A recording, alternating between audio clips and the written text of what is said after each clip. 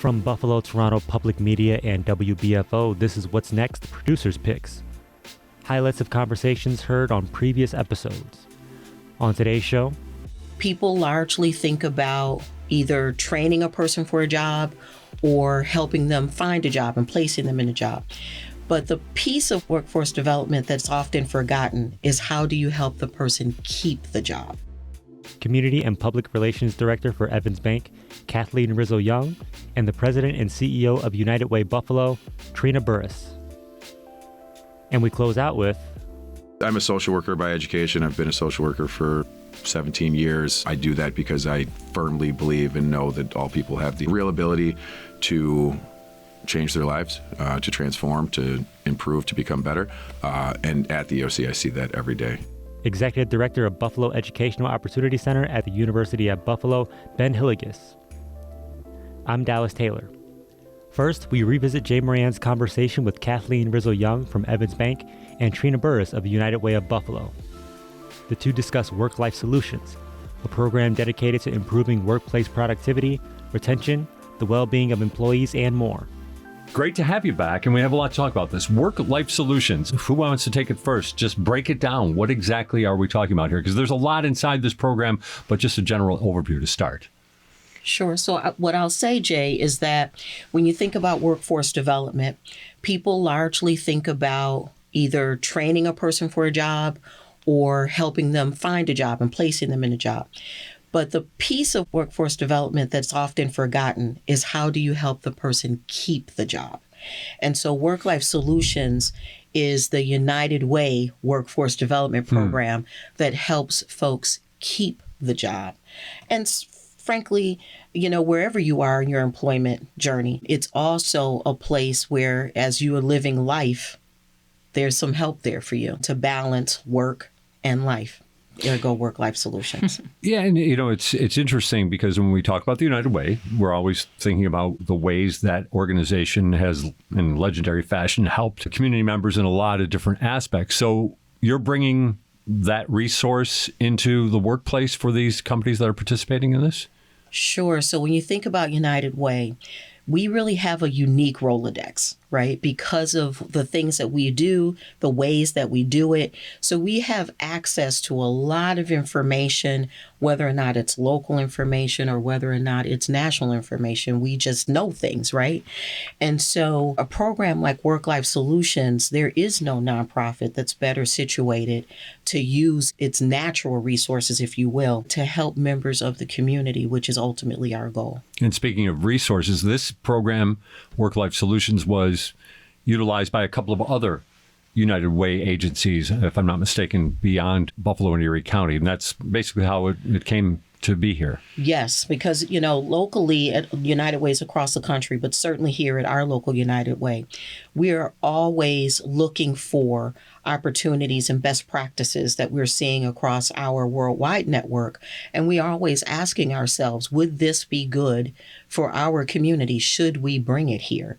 And very often the answer is yes, but it has to sit on the shelf until we can figure out the resources, the staffing, and all of this. But, because we always want to be on the ready, we're always thinking, and that's always sitting on the shelf. And that's been United Way's history long before I came. So 5 years ago, 6 years ago or so, Work-Life Solutions was sitting on the shelf waiting. And our CEO at Evans Bank, Dave Nasca, we had gotten an unexpected tax break 6 years ago. And he said, this is an opportunity for us as a community bank, relatively small organization, to make a big impact. And so he went around and met with many, many community leaders from the philanthropy world, from nonprofits, from agencies to say, is there a program that we need here that we don't have? Okay. And nobody really had a good answer until he got to New United Way. And they said, yes, we have this wonderful workforce program, Financial Wellness at Work is what the program are called around the country. And they said we wanted to do it for a long time. And so we went to Ohio and looked at the program there. And there was a conference taking place where a lot of different United Ways from across the country were there to start their own programs. And we immediately said, this is a great fit. And so we've been involved ever since, very, very deeply involved in the program and really in a partnership with United Way that's been tremendously gratifying. And before, So the way, I'm sorry. I was just Go going to ahead. say, the way the program is set up with this resource coordinator Right. who's assigned to the employer, and that's the resource, that person becomes like a de facto member of their team, All right? right. Everybody knows them in the company. You might have their phone number in your phone. You might be able to text them, whatever it is. But How they're often would they be at a company? One of these? weekly. Weekly. By- Okay. it Okay. depends. And the But nice they're thing, always available by they're phone. always Okay. available. All So yeah, and the great thing about it is you now have an answer to the question to say, if you're having trouble at work, go to HR. But if you're having trouble outside of work that's impeding your ability to persist in the workplace, to do your job, to focus, and maybe it's not about you, maybe it's about somebody in your family, Right. you can go see the Work Life Solutions Resource Coordinator, and they are going to help you.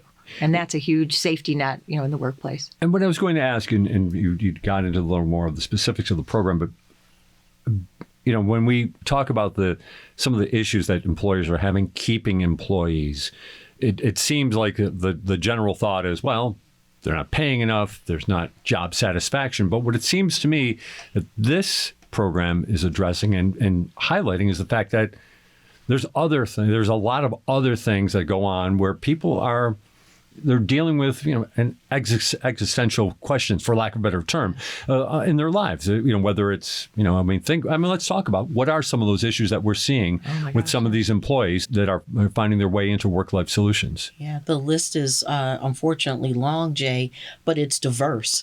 I mean, it goes from, there was an individual whose spouse was a diabetic and they had all these used needles and needed to know how to, where to discard them, right? Sure. So it's all the way from that to gambling issues to housing instability, help with eviction court, utilities, car repairs, mental health. Addicted family members, putting there's- parents in nursing homes who need more help, Ooh, yeah. trying to find resources for a family member who's ill. And as Trina said, the list is so long, and that is democratic. It appeals to everybody. It doesn't Right. matter if you're the CEO of that company or if you're an entry level person. It's everybody has these issues, and everybody. You said people leave jobs they love every day because of these things. Right. That was the wake up call for all of us. I think one of the things that we found that's been really exciting as we started to gather data for the program over the years is the intersection between this program and the ALICE population that United Way is so focused on, right? Mm-hmm. So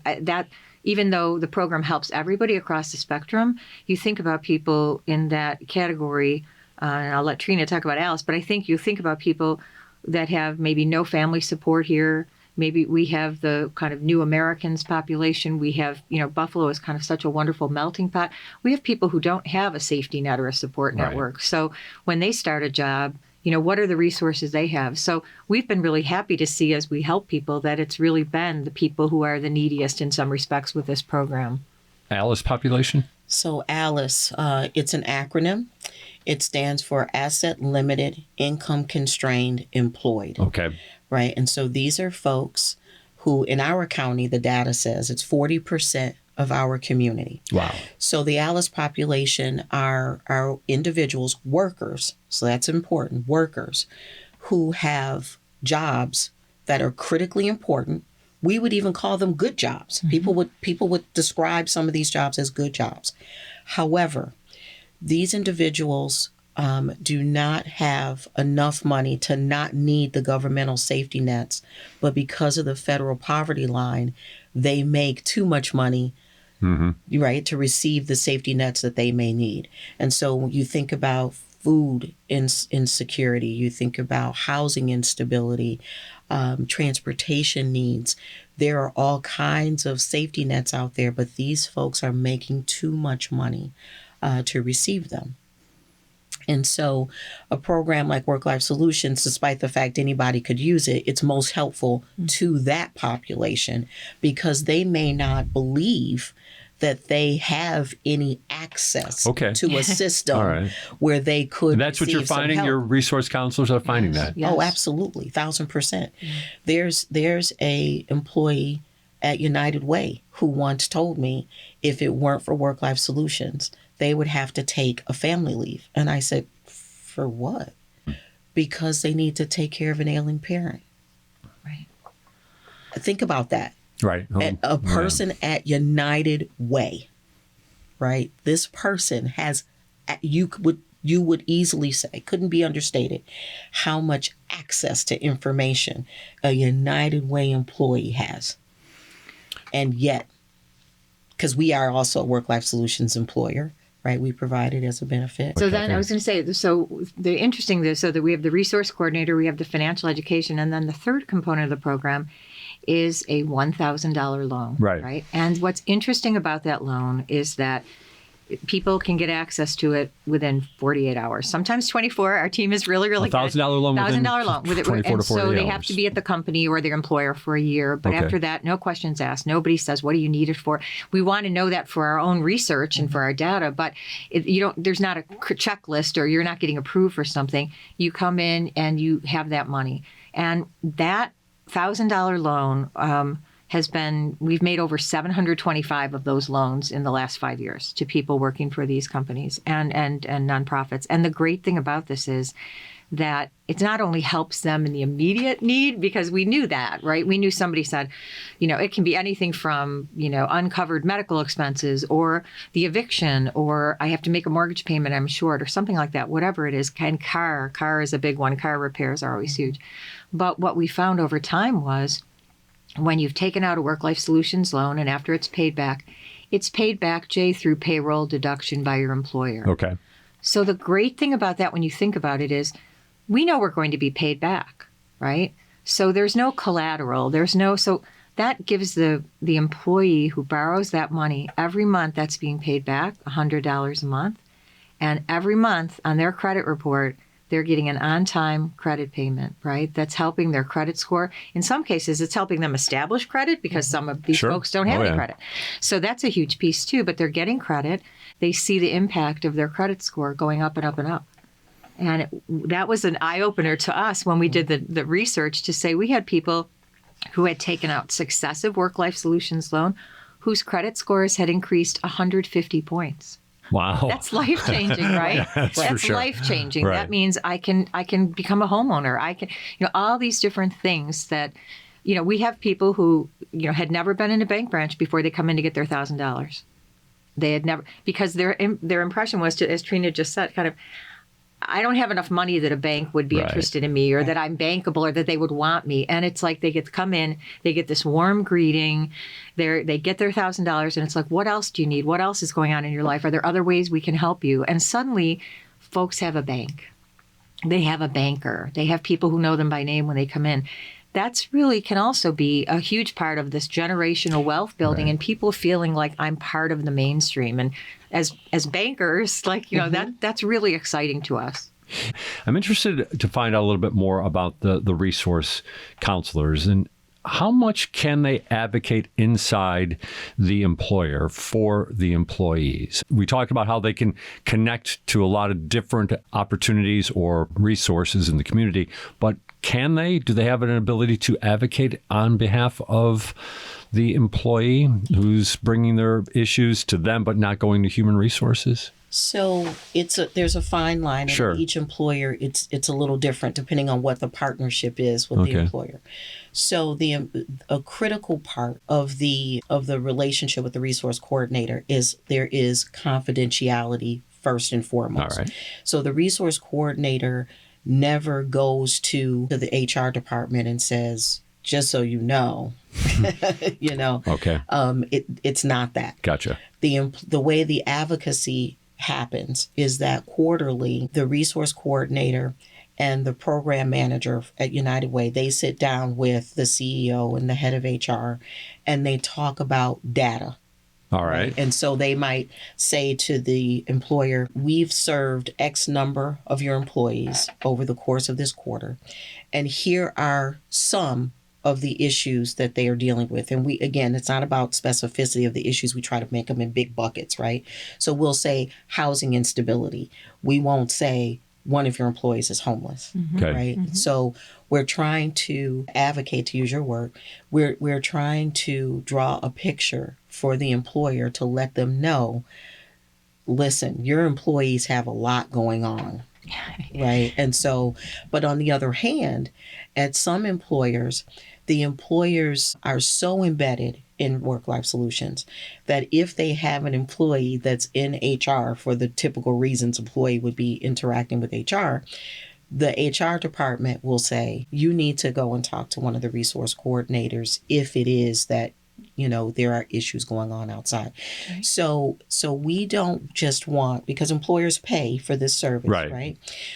We don't just want employers who are just writing the check and expecting that the program sits on the shelf. It's not a sit on the shelf kind of program, right? It's the hands-on, it's the sports car, right? Like you want it to perform. That is where the advocacy takes place. I do. It's interesting. I have a story about that, which was an employer who signed up for the program the first year. And the reason that he signed up for it was, he said, I think of my employees as my kids, as my extended family, and I don't like my kids to rent. And so he said, I want to get my employees to be homeowners. So I think this program will help them do that. And so he was very upfront with us. We said, well, we offer a homeownership training as part of, some of our financial education classes. But when we asked, the employees what they want, their needs were so basic. And when we gave him the first assessment of the people that we had seen at his company and the kinds of issues they were dealing with, to Trina's point, just as Rod did, just saying, here's the number. Okay. He got all teared up. He said, I brought you in here thinking my people needed housing.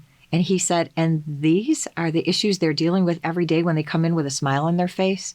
He said, and I thought I was this engaged boss who, was friends with my staff and knew everything. And he said, I was absolutely clueless of the level of things, the trauma, the things they were dealing with on an everyday basis, because they come in and they do their work and they're so dedicated to the company. And it was a aha moment for him to say, I was clueless. I was clueless. So now they have this resource. They have someone to help them. And it was really eye-opening. And he's been a wonderful advocate for the program, telling other CEOs, you might think you know your folks and you might think you know what they need, but if you're like me, you really don't know. There's a wall there. There's a wall. You also, I think you use the terms that you have to kind of anticipate community needs to a certain extent. But I'm curious, anticipating needs. What's kind of on the radar right now? So right now, what we're thinking about with Work-Life Solutions is how can we expand the program, not in terms of just adding employers and more employees, which is important to do, but how can we add value, and what kind of data are we seeing in other places in our work that'll point what we should be doing next. Okay. So we're thinking about, can we bring fresh fruits and vegetables to the employer sites? Can we have this amazing series that we did called You Belong, where community members are coming in and reading books, and we put it up on our YouTube channel, right?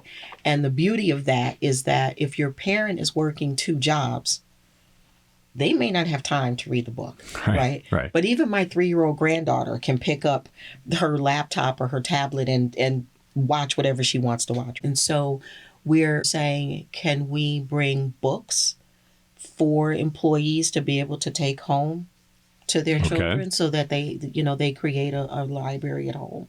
And we're also thinking about, so remember with the loan, the key is you have to be 1 year and an employee in good standing. Well, the most vulnerable time in the life of an employee is that first year. Right. Because you've got a probationary period. Now with people working remotely, maybe you haven't developed relationships and all this stuff. So there's a vulnerability in that first year. Well, because you're not eligible for the loan, we don't have a way right now to respond if the real issue is just cash. You just need the $1,000. So we're thinking, how can we bring our community resilience program into work life to help in that 1 year, so that if it is about repairing your tires so that you can get to work, can we give you a grant for $1,000? Or, can we figure out a way by talking with our friends here at the bank? How can we, have people repay it so that we always have the slush fund, that kind of thing? Yeah, I think one of the things is, too, as you look at what's happening in employment right now and how employers are desperate to find and keep good people. Absolutely. And they want that advantage of like, what's the extra thing that we can do? Right. Looking for the edge. What's the edge? What are we going to provide for our employees? That I think has been very, very much to the benefit of Work-Life Solutions, where people are looking for creative additions to their employee benefits program. And this is about as creative as you can get, right? Right. It really is, to say, wait a minute, we offer this program. And we've had people say, well, I got a job offer, but the company that I interviewed for doesn't have Work-Life Solutions. Honestly, that's how important this program becomes to people, Right. is that they really think this is something that's really important to me and my family.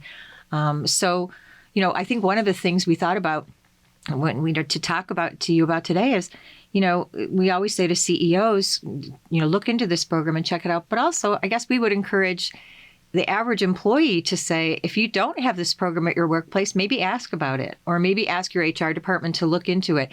The cost is very manageable, and it's something that allows the employer to really demonstrate a level of commitment to their employees that's really, really above the norm. We've used the term and resource counselor, but we haven't really talked about the type of person or people that are filling these roles. They sound like they carry a heavy load. They're great folks.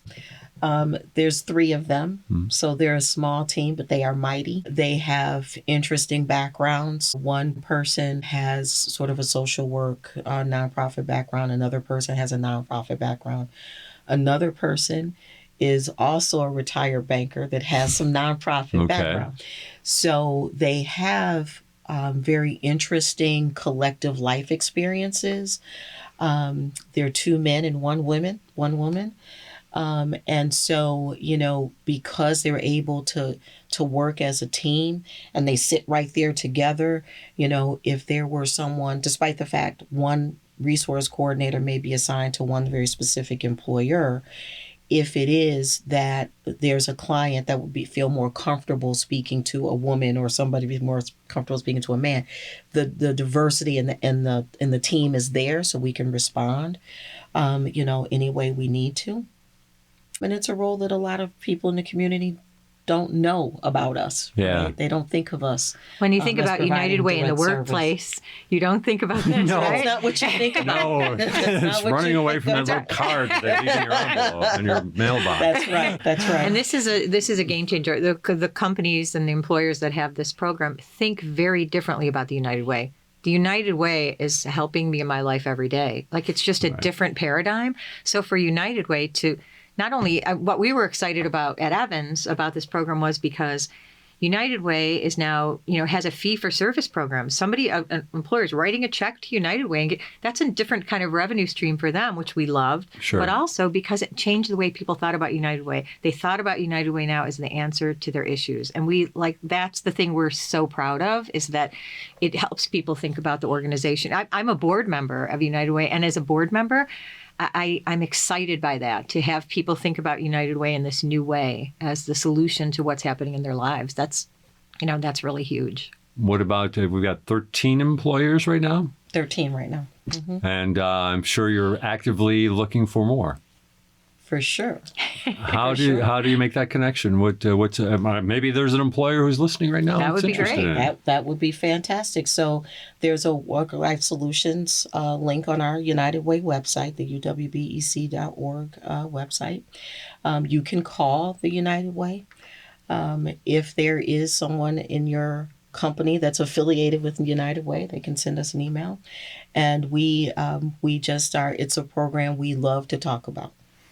I can say from the standpoint of Evans, we've been around over 100 years, and our CEO and our company, we're so proud of our involvement with this program. He often says, like, this is the best thing I think we've done as from a philanthropy standpoint, from a community standpoint.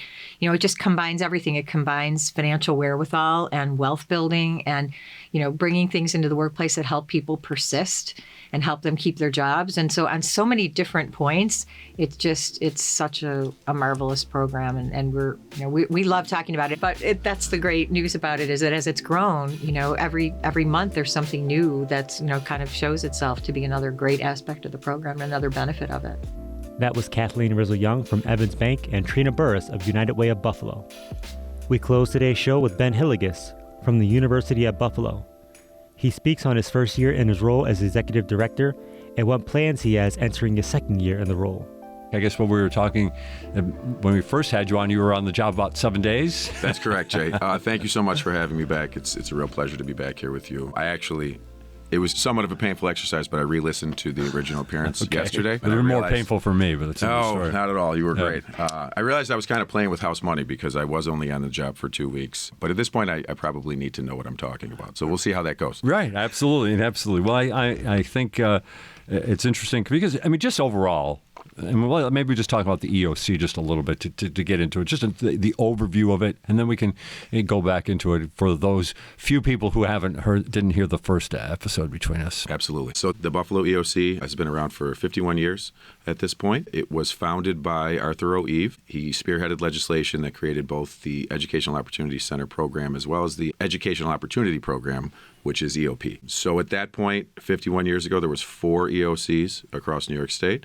Over the last 51 years, that system has grown to include 12. So there are EOCs in Buffalo, Rochester, Syracuse, the Capital District, the 5 boroughs, and Westchester and Long Island. Each one of those EOCs is affiliated with a SUNY institution in their community. For us, it's the University of Buffalo. Downstate, it's CUNY. There are community colleges, there are state colleges, but we have a wonderful relationship with the University of Buffalo. I actually report to the provost, and he and his office are incredibly supportive of the Buffalo EOC, which we appreciate a great deal.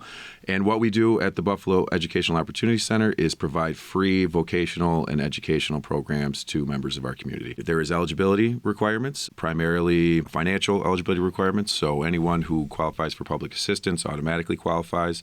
And then we accept folks who are up to 250% of the poverty line. And we serve, this year, we're on track to serve about 1,200 students by the end of our academic calendar, which will be at the end of June. And we provide GED, ESOL. We provide academic foundational review courses, which is kind of a backbone of all of the programming because we work to get people up to a level where they can take advantage of other opportunities. And then we have a relatively broad range of vocational training programs that we are adding to and that I'd like to talk about later Sure. on. And it's interesting just to hear you mention it. People are eligible if they're, up to 250% of the poverty level here. Unfortunately, I would think that includes a tremendous amount of people. Absolutely. I mean, we all know that, Buffalo has disproportionate levels of poverty as compared to other cities. And, I mean, there's a lot of eligible people, and we are very happy to serve all of those folks. All right, let's get into some of the programs. You came in with a fresh set of eyes. That must have been interesting in its own regard. I mean, maybe even kind of take a look back. You came in looking at it when we talked back in June last year, a certain way, what you saw then, what you see now. What are some of the differences that you see? It's a great question. I mean, one of the things I have learned over the course of this almost year is just, and it reinforced things that I kind of already knew. How essential the EOC is. I mean, I have just seen firsthand how absolutely foundational it is to a lot of the things that happen in our community, which I knew, but just seeing it firsthand and being a part of it really has reinforced that. And then, when you say you knew, I mean, what did you understand about it? Well, I mean, you were at the Mad Urban Center, so you know what it's like dealing with. When I was at the Mad Urban Center, but more specifically, my many years working in youth services. Okay. And I had been involved in juvenile justice in Erie County and was pretty connected to the EOC because there were a lot of young people that we worked with in family court, in probation, in detention, who needed an alternative setting, right? And the EOC provided that for them. So I was very familiar, but again, you never know until you're actually right inside, and then just, the breadth of all of the things that we do to support folks became more apparent. And it's just been reinforced almost on a daily basis since I started, just, again, how essential it is to so many aspects of what happens in this community. And then the second thing is the resilience of people, the resilience of our students. I mean, the stories that I have heard from our students individually, and then what I have seen them achieve in the short time that I've been there. I'm a social worker by education. I've been a social worker for 17 years. I do that because I firmly believe and know that all people have the real ability to change their lives, to transform, to improve, to become better. And at the EOC, I see that every day. And it just, again, reinforces that knowledge that people are so resilient, especially people here in Buffalo. So I love to hear stories, and I think you like to talk about the success stories, and I'm sure there are many. But maybe let's just touch upon some folks that you've encountered and how maybe you've seen quick changes or real dramatic changes in individuals. It's a great question. I mean, there's quick changes and there's also long changes. Sure, right? of course. There's folks who come to the EOC who have been coming to the EOC for 3, 4, 5 years, right, working on their GED, and remain persistent in doing it and struggle for a variety of reasons to be able to achieve it, but keep coming and stay connected to their instructors and take advantage of the opportunities that we provide that are outside of the classroom, whether it's tutoring or other support services. And one thing about the GED is that you can take each of the subject areas independently. You can walk into a GED testing center and just take your math portion. Okay. You don't have to take them all at the same time. And as you pass the math portion, you're done. You've passed that math portion, you never have to do it again. So we actually starting in January, we introduced a new GED model. Most GED programs, you are reviewing all 4 subject areas, math, science, history, and reading. You're reviewing them all at the same time, right? And then you're sitting down and taking the test. It's overwhelming, and it can be a lot for a lot of people. So if you sit down and take the GED and you pass 2 sections, you don't pass the other 2, then you're good with the 2 that you pass. So then people go back into another review class, and they're taking everything again, and they're taking more content related to the sections that they've already passed. So we've now broken it up. We are giving people the opportunity to come in and just review math and then just take their math portion, or just take science and just take their science portion.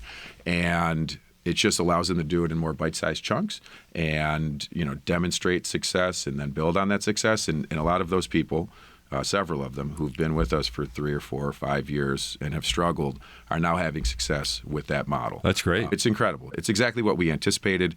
We didn't make it up. We based it off of, I was going to ask that. Yeah. Did you learn from one of the other EOCs? That's precisely right. We learned from the Manhattan EOC, who started doing this a couple of years ago, and they had data. They had evidence that it was successful, that their completion rates were increasing, and that folks were having more success.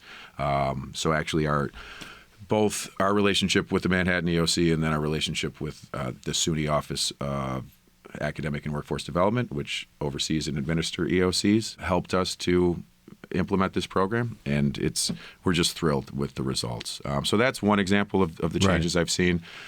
Without getting into details, I mean, I've spoken to a handful of folks. We have many folks at the EOC who are immigrants and refugees, but I've had some pretty detailed conversations with a few of them. And, we have people at the EOC who are taking vocational programs, fulfilling kind of lifelong dreams, who've spent up to 20 years in refugee camps in various parts throughout the world, which is, I mean, it's very difficult, I think, for you or I to really comprehend or understand what that experience would be like. I mean, a year, 2 years, 5 years, but 20 years in a refugee camp, and then to come to this country and have to start over completely and find themselves at a place like the EOC where they've learned English, where they have increased their skills in some academic subject areas, and taken a vocational training program in a field that is something that they always aspired to, where they're going to get an entry-level job, but a good entry-level job. And then,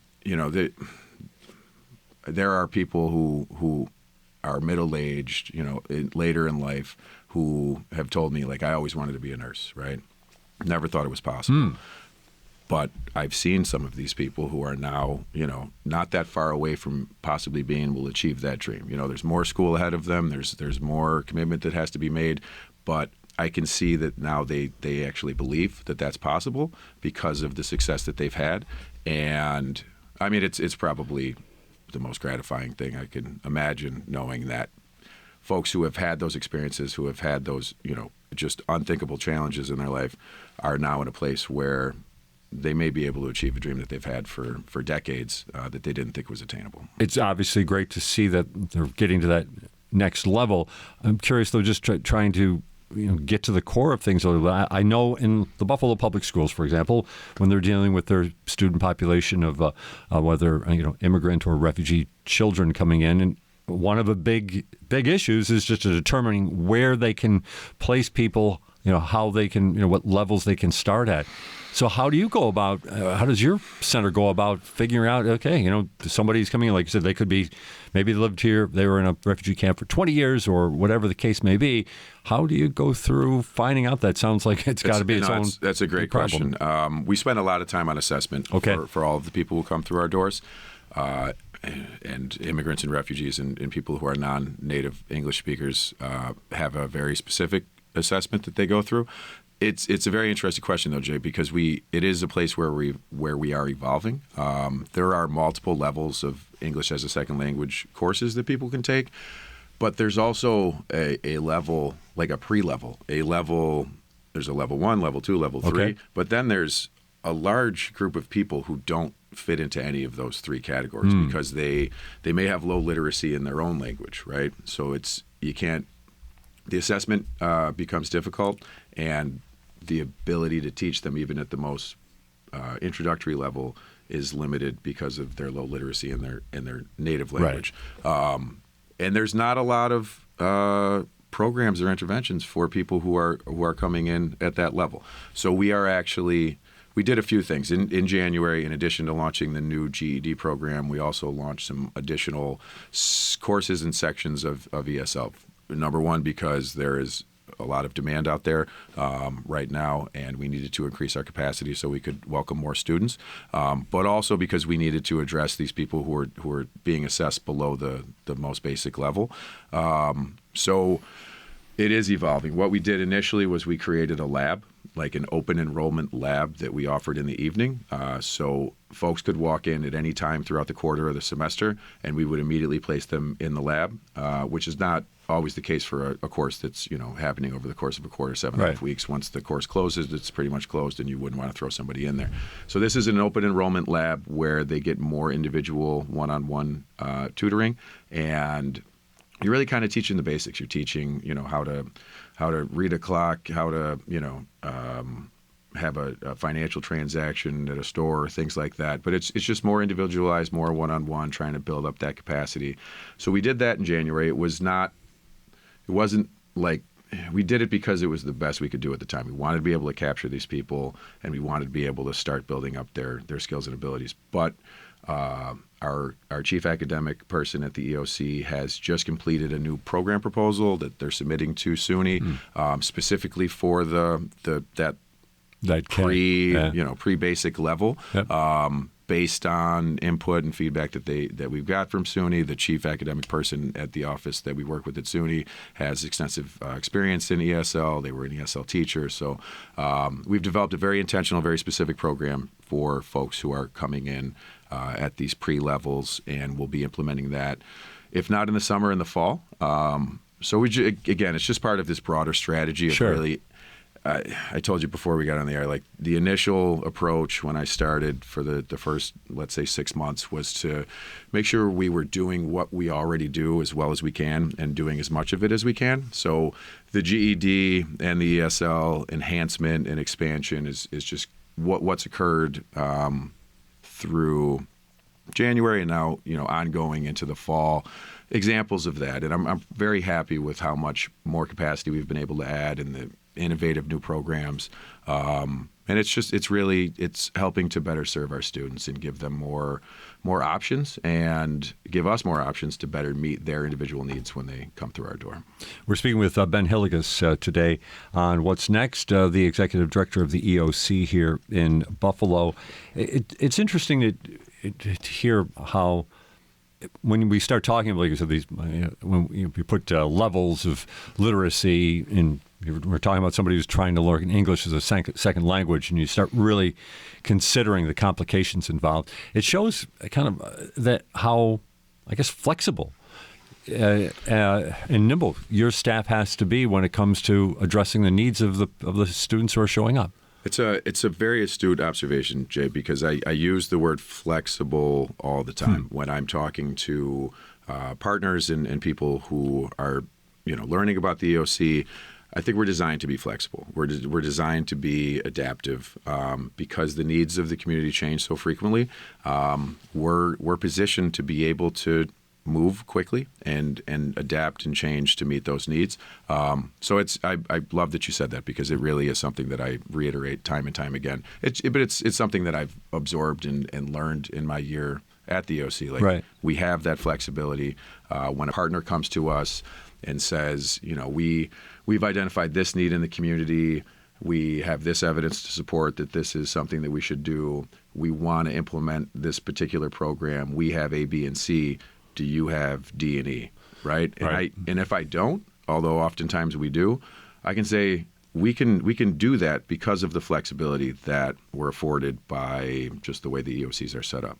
It's interesting because you mentioned the partners bringing this need to your attention, or perhaps a need that they didn't know that the EOC already had been taken care of. But you did talk to me a little bit before we went on there about the different partnerships that you've seen and experienced since you've been there in this less than a year.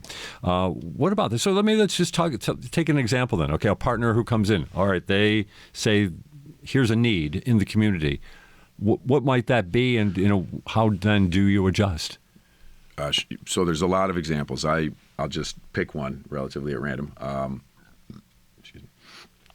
So the Kensington Project, right, which is controversial in its own right, but I think we all recognize at this point that something is going to happen at some point in the road. A large-scale construction project. A large-scale construction project, right? Mm-hmm. $1 billion price tag on a large-scale construction project in Buffalo on the east side that hopefully repairs harm that was done, decades ago by poor or, intentionally malicious policy choices. We'll save that tangent for another conversation. Yes. So the Department of Transportation, New York State DOT, they have in the past worked with the Syracuse EOC on the I-81 project, which is very similar to the Kensington project in Buffalo. Another, expressway built through the middle of a city that they want to tear down in order to, reconnect people and have a different kind of transportation network in the city. So because of what EOCs do and the nature of EOCs, the DOT worked with Syracuse years ago and ongoing today to stand up a kind of a basic introductory road construction training program. Oh, all right. That is occurring in Syracuse now. It's been very successful. They came to us related to the Kensington project and said, hey, we're working with Syracuse on this program.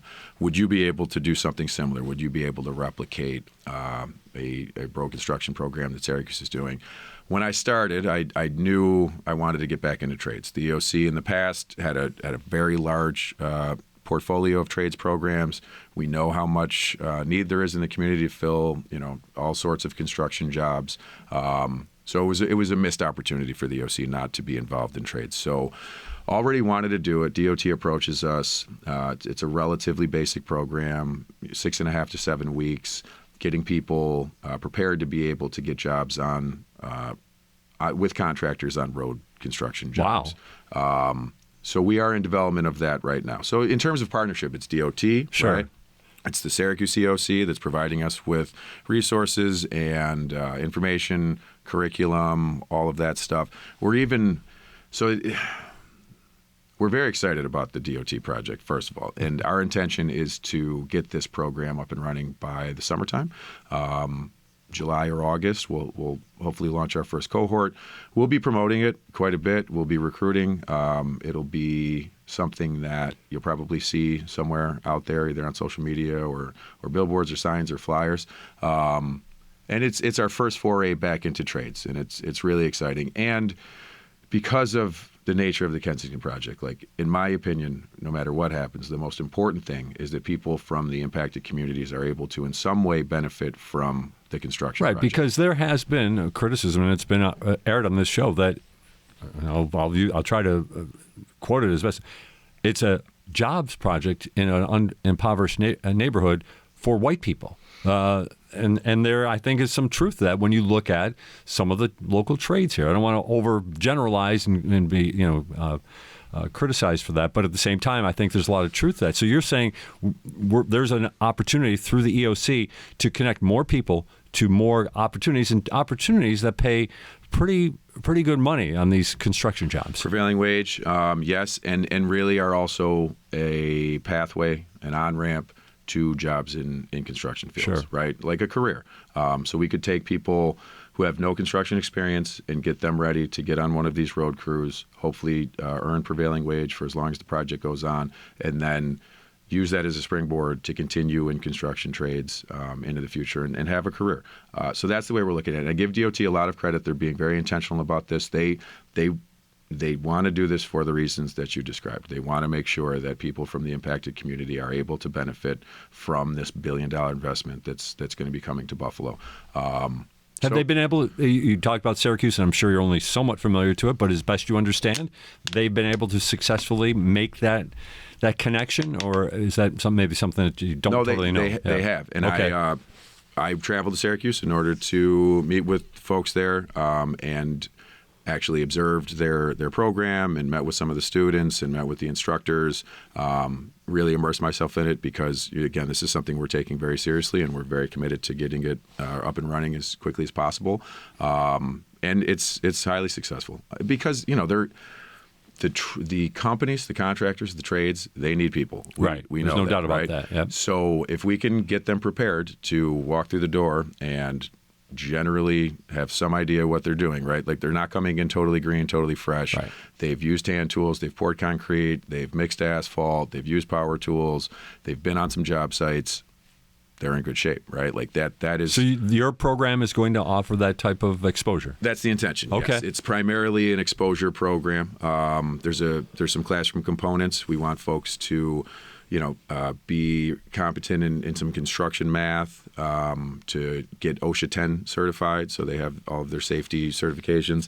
A couple other classroom components that I'm not thinking of, but then in a workshop, getting familiar with hand tools, getting familiar with power tools, again, learning how to create concrete forms, mix concrete, pour concrete, same thing with asphalt.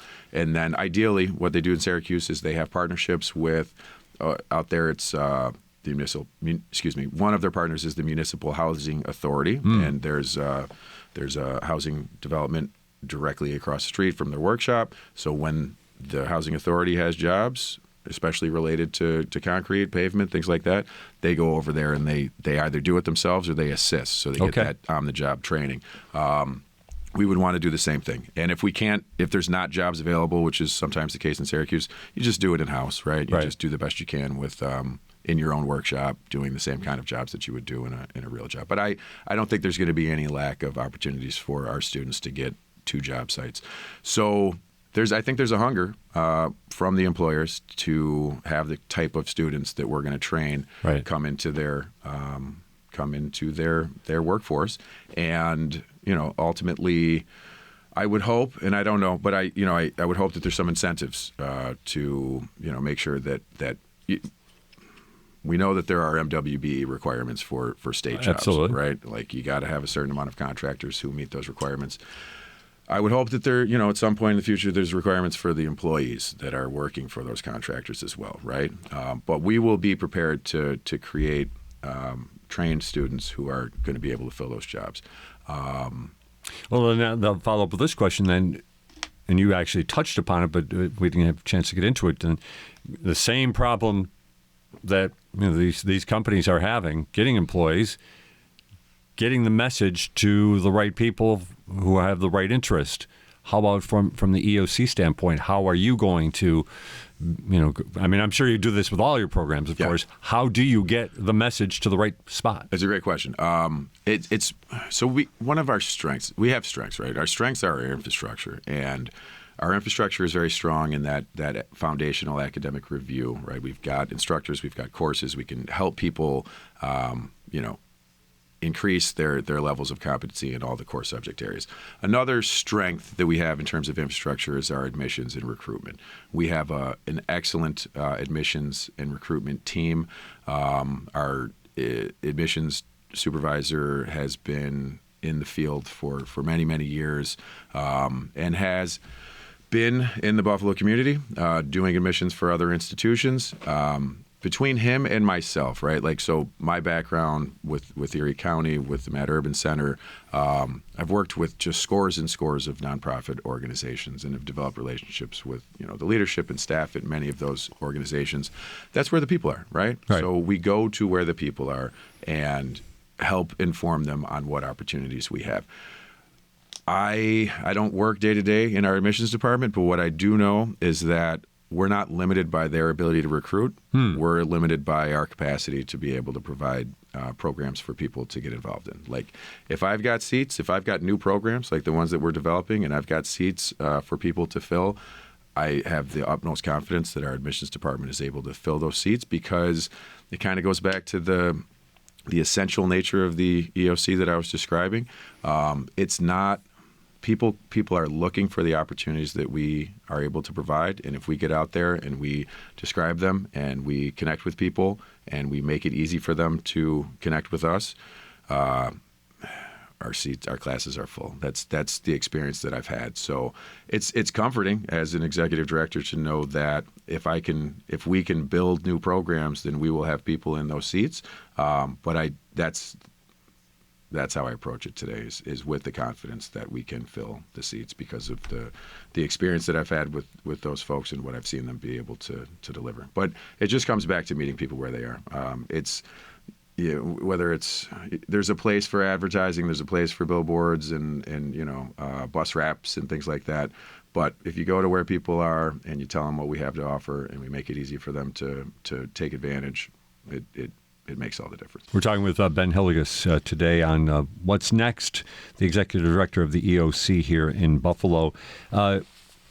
Really a fascinating conversation regarding the Kensington project, or the potential Kensington project. We'll leave it at potential for the moment. That's right. But that's one very specific but very exciting opportunity. Maybe just talk about some other things that are developing as well that might help somebody else who is looking for a whole different path. Because, let's be honest, if everybody wanted to be in the trades, they wouldn't be looking for job workers right now, right? I'd be remiss if I didn't add one more thing to the trades conversation before I move on, and it's a parallel thing that's happening. Another Syracuse program that's being replicated in Buffalo.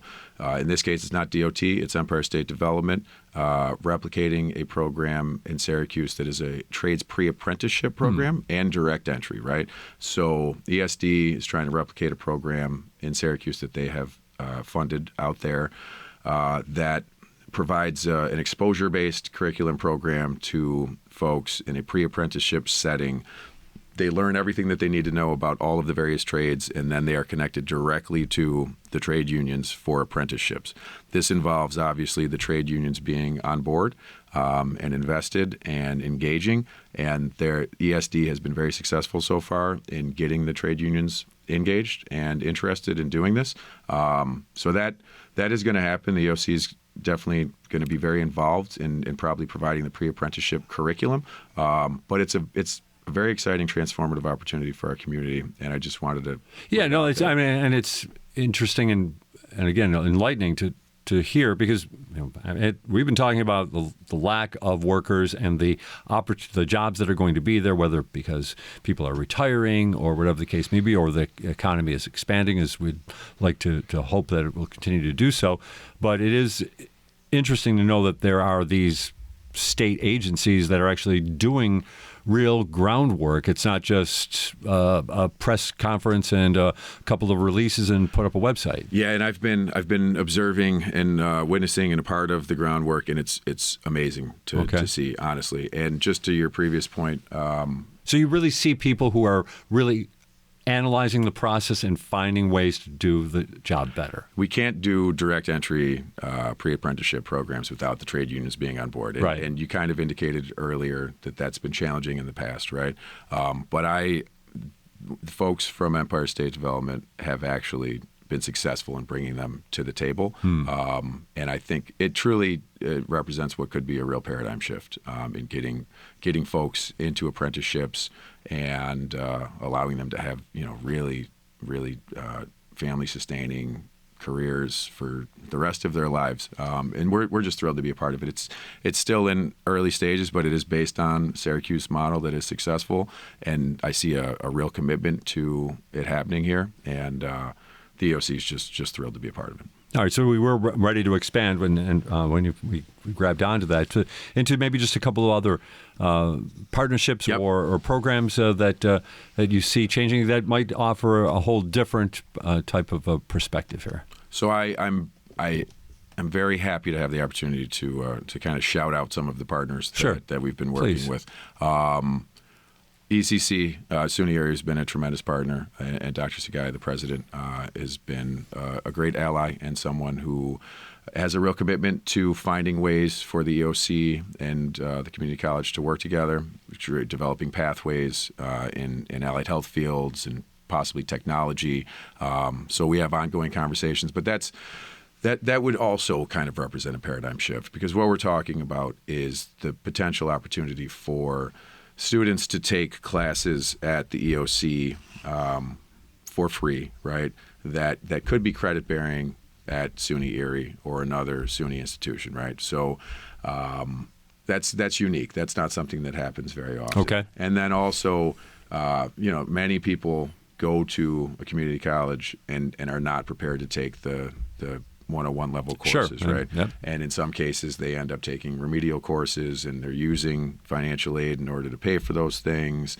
And there's a limit to how much financial aid you get over the course of your lifetime. So you're kind of burning through the resources that you have available in order to get to the beginning. But the EOC can do those same things for free at the EOC. So we can develop pathways where folks are taking those remedial, and I don't like that word, but I don't have a better one. Understood. But yeah, but the things that you need to enter and get into regular college and work. we can do it in an intentional way where we know that what they're taking is going to prepare them for what they need to do at ECC by having those conversations and planning in advance. So that's something we're very excited about and continuing to develop what that will look like. But it will happen.